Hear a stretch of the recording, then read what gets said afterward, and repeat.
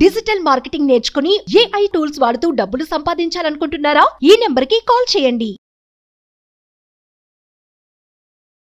అమ్మా, లైఫ్ గురించి మాట్లాడుకుంటే మామూలుగా అంటారు జీవితమే ఓ పోరాటం అని. అంటే జీవితం చాలా చిన్నది అని అంటారు.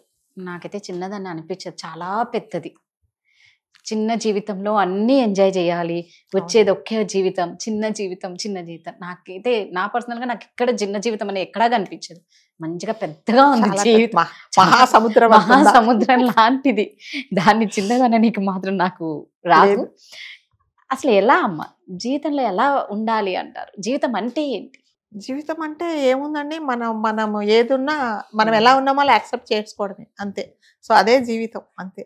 జీవితంలో దేవుడు మనని ఏం చేశారంటే పంపించాడు, మళ్ళీ తీసుకెళ్ళిపోయేదాకా సుఖాలు, దుఃఖాలు, కష్టాలు, నష్టాలు, అవమానాలు, పోరాటాలు ఇవన్నీ అధిగమించి మనం జీవించడమే జీవితం.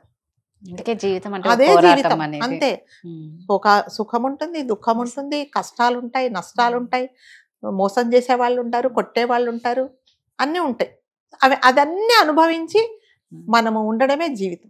దేవుడు మనల్ని పంపించేసాడు కిందికి, అంతే. మళ్ళీ తీసుకెళ్లేదాకా ఇదే పోరాటం. జీవితం అంటే మీరు అన్నట్టుగా పోరాటమే, అంతే. సో ఏంటంటే మనుషులు ఎప్పుడైనా సంతోషంగా ఉండాలి అంటే ఏమిటంటేనండి, వాటర్ ఉంటుంది. వాటర్ మీరు ఎందులో పోస్తే అదే రకము, అదే ఆకారం ఉంటుంది. అట్లాగే మనం ఎక్కడికి వెళ్తే అక్కడ ఏ పరిస్థితులు ఉంటే ఆ పరిస్థితులకు అనుగుణంగా, ఎవరుంటే వాళ్ళకు అనుగుణంగా ఉన్నారనుకోండి, మీకు అంతకంటే హ్యాపీయెస్ట్ లేదు. మంచి నీళ్లు పోసారనుకోండి, బాటిల్లో పోస్తే బాటిల్ మీకు ఆకారమే ఉంటుంది. ఒక చిన్న టబ్బులో పోస్తే టబ్బు లాగా ఉంటాయి. మీరు కలర్ నీళ్లు పోస్తే నిజంగా బాటిల్లో కలర్ నీళ్ళలాగా అనిపిస్తుంది. అదే జీవితం, అంతే. జీవితం 4 స్టేజెస్ అండి. ఒకటి చిన్నప్పుడు బాల్యం, రెండోది ఏమంటే యూత్గా ఉండడం, యవ్వనము, మూడోది middle age, 4th age golden age, old age, అంతే. సో ఫస్ట్ ఏంటండి, ఫస్ట్లో మనకేం ప్రాబ్లమ్స్ ఉండవు, తల్లిదండ్రి దగ్గర ఉంటాము. ఒక ఆకు కింద ఒక పిందె ఎలా ఉంటుందో, కాయ ఎలా ఉంటుందో ఒక ప్రొటెక్షన్లో మనం బతుకుతాము. సో అప్పుడు మనకేం బాధ ఉండదు. జీవితం అంటే తెలిసేది ఎప్పుడంటే టీనేజ్ వచ్చినప్పుడు.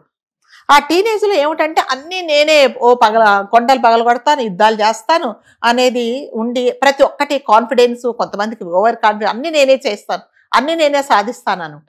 అదే ఆ ఏజే మీకు ఒక మంచి ఏజ్. ఏంటంటే సరి అయిన దారిలో వెళ్ళడము, పెద్దలు ఏదన్నా చెబితే మీరు వినగలిగితే వినడము, అలాంటి చేసినప్పుడు ఆ జీవితం కూడా సెకండ్. అంటే అదే సెకండ్.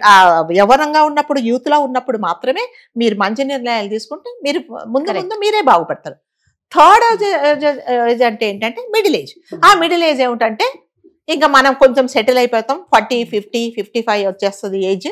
సో కొన్ని బాధ్యతలన్నీ కొంచెం తీరినట్టు ఉంటుంది. పిల్లలకు పెళ్లిళ్ళు చేయడాలు, చదువులు అయిపోవడాలు, దాని తర్వాత ఇంకా హాస్పిటల్కు మన ఈ బండి అనేది గ్యారేజ్కి వెళ్ళి వస్తూ ఉంటుంది, సర్వీసింగ్కి వెళ్తూ ఉంటుంది. ఒకసారి అక్కడే పెట్టుకుంటాడు సర్వీసింగ్ చేయాలని, అలాంటి పరిస్థితి వస్తుంది. That is called middle age. So ఇవన్నీ ఏంటంటే నేర్చుకోవడం, జీవిత పాఠాలు. సో నేను చిన్నప్పుడు ఉన్నంత ఉత్సాహం ఉండదు. మిడిల్ ఏజ్ సెకండ్ ఏజ్ ఉన్నప్పుడు, యవ్వనం ఉన్నప్పుడు ఉన్నంత ఏమిటంటారంటే ఉల్లాసము, ఉత్సాహము ఉండదు. థర్డ్ మిడిల్ ఏజ్ వచ్చేటప్పటికి బాధ్యతలు, బరువులు ఉంటాయి, ఆరోగ్యం కూడా. అదే చెప్తాను, ఇందాక చెప్పినట్టు మన బండి అప్పుడప్పుడు వెళ్ళి వస్తుంటుంది. మన అదృష్టం బాగుంటే అక్కడే ఉండాల్సిన పరిస్థితి కూడా మిడిల్ ఏజ్ లో రావాల్సిన పరిస్థితి కూడా ఇప్పుడు వస్తుంది. థర్డ్ ఏజ్ వచ్చేటికి ఓల్డ్ ఏజ్. ఈ ఓల్డ్ ఏజ్ అంటే మన సామాన్లను సర్దేసుకోవాలి ఇంకా. సో మనం ఖాళీ చేయాల్సిన పరిస్థితి వచ్చేస్తుంది. ఎప్పుడు ఖాళీ చేస్తామో తెలియదు ఇల్లు, ఎందుకంటే ఇది మన పర్మనెంట్ రెసిడెన్స్ కాదండి. So we are all guest. ఎప్పుడు వెళ్ళిపోతామో తెలియదు. అయిపోయింది, దిగిపోండి. మనం ట్రైన్ లో, బస్సులో, ఫ్లైట్ లో మన స్టాప్ వస్తే అలాగే వెళ్ళిపోవాల్సిన పరిస్థితి. మన సామాన్లన్నీ మనం సర్దేసుకొని రెడీగా ఉండేసి, సో ఉన్నంతలో హ్యాపీగా ఉండాలి. ఇంకా అయిపోయింది, ఈ ఏజ్ అయిపోయింది. సో ఎప్పుడు మనము రమ్మంటే ఇలా పిలవంగానే వెళ్ళిపోవాల్సిన పరిస్థితి వస్తుంది. కాబట్టి మనం ఏదైనా వీలైతే నలుగురికి ఏదన్నా 4 పిల్లలకు, అంటే మన పిల్లలతో మనం ఉండాల్సిన, ఒకవేళ ఆ అదృష్టం ఉంటే పెద్దవాళ్ళు పిల్లలతో పాటు, అంటే ఓల్డ్ ఏజ్ హోమ్ లో లేకుండా పిల్లలతో పాటు ఉంటే అప్పుడు పిల్లలకి ఏదో మన ఎక్స్పీరియన్స్ కాస్త మంచి చెడు చెప్పేసుకొని ఉండడము. మరి ముఖ్యంగా భార్య భర్తలు ఆ ఏజ్ లో ఇప్పుడు ఏమిటంటే అంటే ఈ మధ్య వింటున్నాను, 60, 70, 80 ఇద్దరు పెద్దవాళ్లే పోట్లాడుకుంటున్నారు. వాళ్ళు నువ్వు అప్పుడు అది చేసావు, నువ్వు ఇప్పుడు ఎప్పుడు వాళ్ళ పెళ్లి ముచ్చట చెప్పుకుంటారు. అలాంటివి ఏమి చెయ్యకుండా, ఎందుకంటే నువ్వు ఎప్పుడు వెళ్తావో నేను ఎప్పుడు వెళ్తానో తెలియదు కాబట్టి ఏదో మంచిగా ఉండి అందరికి మంచి అనిపించుకొని పిల్లలకి మనం భారం కాకుండా ఉండడం. సో అట్లాగే ఒక ఊరికి ఒక గురువు గారు వచ్చారట. ఆ గురువు గారిని పెద్దవాళ్ళందరూ కలిసి, సార్ మాకు ఏదైనా గురువు గారు కొంచెం మంచి మాటలు చెప్పండి అంటే ఆయన మౌనంగా ఉండి పక్కన ఒక పెద్ద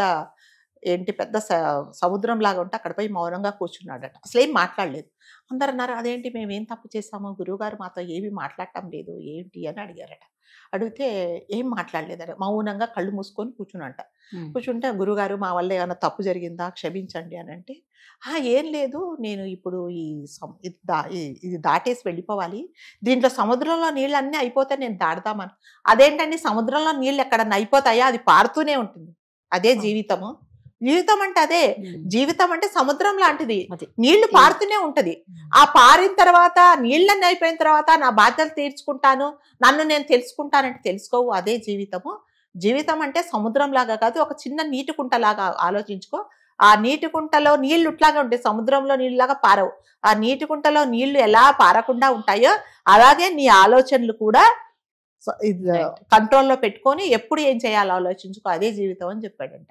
జీవితం అంటే అంతే, ఉన్నది మనం యాక్సెప్ట్ చేసుకోవడం, మనం ఎలా ఉన్నామో మనం యాక్సెప్ట్ చేసుకోవడం, ఉన్నన్ని రోజులు నలుగురికి ఉపయోగపడడం. దాని తర్వాత ఎలాంటి ద్వేషాలు ఇవి పెట్టుకోకూడదు, ఎప్పుడు ఎవరు వెళ్ళిపోతామో. మరి ముఖ్యంగా ఇప్పుడు అండి ఏజ్, ఇది వరకు ఉండేది 70, 80 అంటే ఇప్పుడు లేదండి, ఇప్పుడు లేదు. పిల్లలు పెద్దలు అనేది ఏమీ లేదు, ఎప్పుడు ఎవరు వెళ్ళిపోతారో తెలియటం లేదు. సో ఉన్నన్ని రోజులు అందరితో మంచిగా ఉంటాం. రేపొద్దున సడన్ గా పోయారంటే అయ్యో పోయారా అని కనీసం మనం నలుగురు అనుకుంటే చాలు, పోతే పోయాడు, ఎవరికి ఎవరికి ఉపయోగపడ్డాడు అనే అంతే. పోయాడా అనే బదులు అయ్యో పోయారా అనిపించుకోవాలి, అయ్యో పోయాడా అని అనిపించుకోకూడదు.